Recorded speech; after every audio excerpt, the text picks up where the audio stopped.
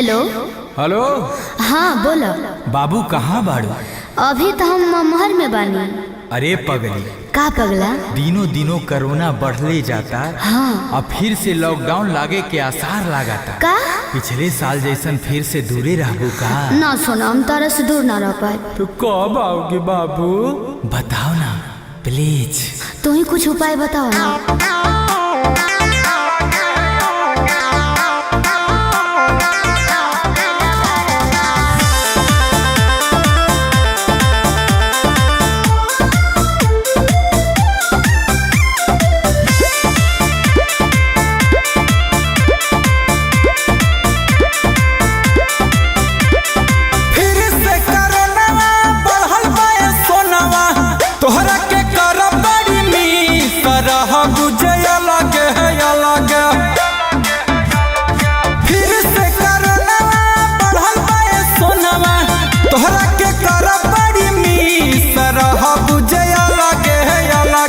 कैसे करा बोठाबा पे की सरह बुझे अलगे कैसे करा बोठाबा पे की सरह बुझे अलगे।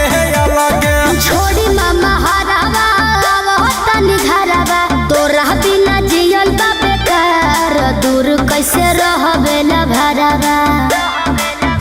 अरे छोड़ी मामा हरावा तनी घरावा, तोरा बिना जियल बा बेकार, दूर कैसे रहबे न भरावा। पहले बानी तोहरा से प्यार, दूर कैसे रहबे न भरावा। पहले बानी तोहरा से प्यार, दूर कैसे रहबे न भरावा।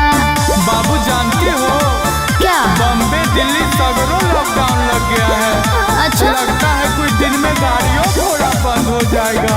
जल्दी आ जाओ बाबू। ठीक है, मामू को बोलेंगे पहुंचा दीजिए मुझे। ठीक बा। कोरोना के डर से हमको बोले डराई, मिले बिना तोहरा से हम मर